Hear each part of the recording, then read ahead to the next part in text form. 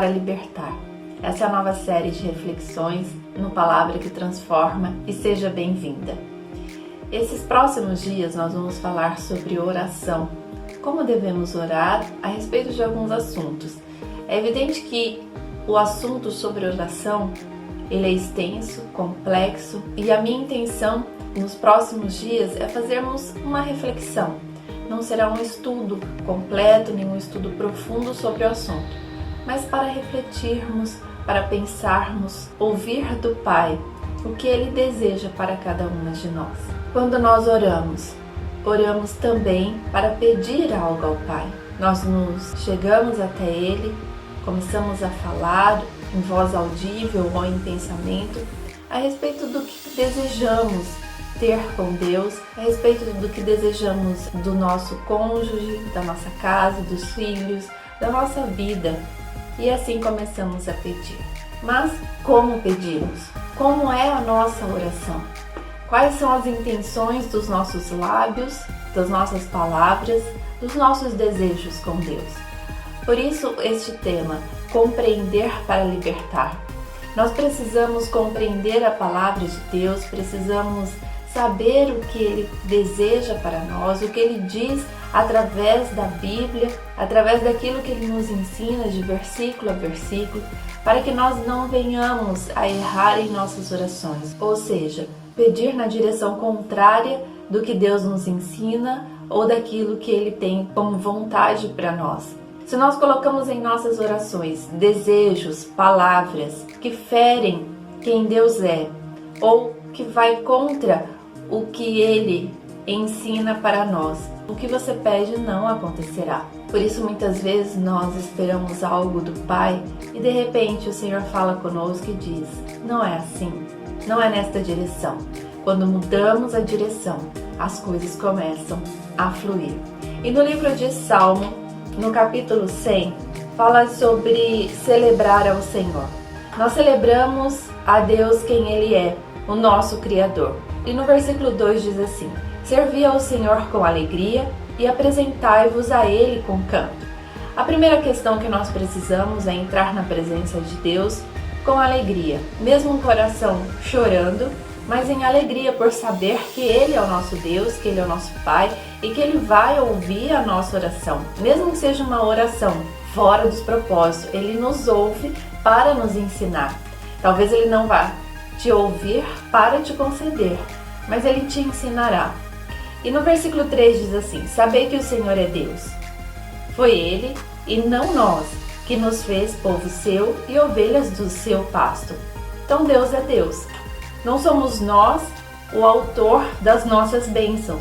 Nós somos participantes porque aprendemos em Deus, obedecemos ao Pai e participamos das bênçãos que Ele tem para nós. Ele nos ensina para a execução. Por quê? Porque o Senhor é Deus. Então a primeira questão que nós precisamos nos atentar quanto à oração é entrar na presença dEle com alegria, com fé, certas de que Deus ouve a cada uma de nós. Ouve para ensinar ou para conceder. Ambas as situações nos coloca num relacionamento profundo com Deus e entender quem Ele é na nossa vida.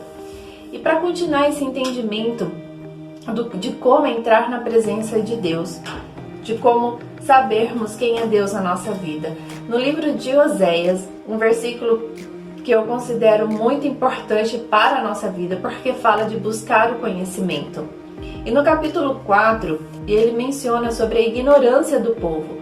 O povo ele erra porque ele não sabe pedir, porque não tem o conhecimento. E no versículo 6, na primeira parte, diz assim: o meu povo foi destruído, porque lhe faltou o conhecimento, porque tu rejeitaste o conhecimento. Então Deus dá uma orientação aqui, que o povo, eu e você, somos destruídas. Por quê? Porque nos falta conhecimento de quem é Deus, conhecimento da palavra do Senhor. Por isso a importância de nós termos um devocional com Deus, de leitura da palavra diária, porque o Senhor diz que precisamos meditar na palavra dia e noite. Então nós precisamos parar, ler e orar ao Senhor pedir a Deus que o Espírito Santo nos direcione na leitura da palavra, para que venha o entendimento no nosso coração, para que assim então nós conheçamos quem é Deus na nossa vida e o que Ele tem para cada área da nossa vida. E Ele diz aqui que além de não buscar o conhecimento, quando o conhecemos nós rejeitamos. Rejeitamos o conhecimento que já adquirimos do Senhor. Quando isso acontece, nós somos destruídas. As bênçãos não acontecem. Aquilo que você tem pedido começa a demorar, porque você está pedindo errado, porque não conhece a Deus, não conhece a palavra. Deus é inesgotável. Jamais conheceremos na totalidade o Senhor. Mas Ele vai nos dando a direção de tempo em tempo, de momento a momento, de experiência a experiência. Ele vai nos concedendo o saber. E nós precisamos pedir. Então, entrar no momento de oração, de clamor a Deus, nós precisamos entrar na presença dEle com alegria, saber que Ele é o nosso Deus, o nosso Criador, e pedir a Ele conhecimento. Senhor, conceda a mim o conhecimento através da Tua palavra. Mas é necessário posicionamento. Nós precisamos nos posicionar, ter um tempo com Ele, parar, falar: este é o meu momento com Deus, eu vou ler a palavra. E muitas inclusive dizem que não conseguem entender nada, que quando começa a ler a palavra te dá sono. Mas enfrente isso. Senhor, para você entender a palavra do Senhor é preciso o Espírito Santo. Então peça ao Pai que o Espírito Santo te direcione. Se te der sono, peça ao Pai: Senhor, abra os meus olhos e me dê ânimo, alegria para entrar na Tua presença e ler a palavra com satisfação no meu coração. É a luta contra a carne e contra o espírito. Nós nos sentimos cansadas, nós nos sentimos afadigadas e dizemos que não queremos ler a Bíblia porque estamos cansadas. Mas paramos na frente de uma televisão, por exemplo, e ali ficamos horas. E quando lembramos, já é hora de dormir, já é hora de fazer alguma outra coisa, e a palavra não foi lida. Mas compreender para libertar a bênção que o Senhor tem para você é necessário posicionamento de conhecer a Deus. No livro de Romanos, no capítulo 8, no versículo 26, diz assim: E da mesma maneira também o Espírito ajuda as nossas fraquezas, porque não sabemos o que havemos de pedir como convém, mas o mesmo Espírito intercede por nós com gemidos inexprimíveis. Então peça a Deus para que o Espírito Santo Ele te ajude, porque Ele nos ajuda na nossa fraqueza, mas Ele não nos ajuda fazendo tudo sozinho. Esse ajuda é ao mesmo tempo. Ao mesmo tempo que estamos clamando, mesmo que na direção errada, mesmo que ainda não tenha alcançado o conhecimento, o Espírito Santo vem, nos ajuda a compreender, nos ajuda a entender, para que o foco da nossa oração seja transferido para uma outra linha, para que ele passe de uma estrada para outra, para que assim nós venhamos a orar corretamente. Por quê? Porque muitas vezes nós oramos da forma como nos convém, como nós imaginamos, como nós desejamos, mas a nossa oração, ela tem que ter um foco direto em Deus, ou seja, na vontade do Pai. E ele diz aqui que o mesmo Espírito Santo intercede por nós, porque há em nós a fraqueza humana, e por isso o Senhor entende a nossa fraqueza e Ele nos ajuda através do Espírito Santo dele.